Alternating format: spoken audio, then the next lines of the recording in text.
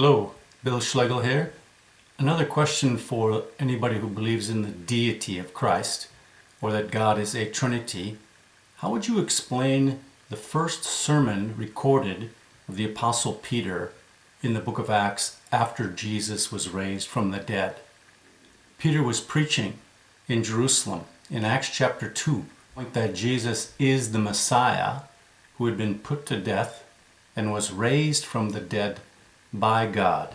Focusing in on Acts chapter 2, verses 22 and verse 36. Note what Peter says.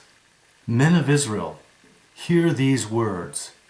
Jesus of Nazareth, a man attested to you by God with mighty works and wonders and signs which God did through him in your midst, as you yourselves know.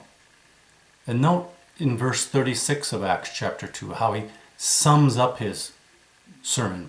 Let all the house of Israel therefore know assuredly that God has made him both Lord and Christ, this Jesus whom you crucified.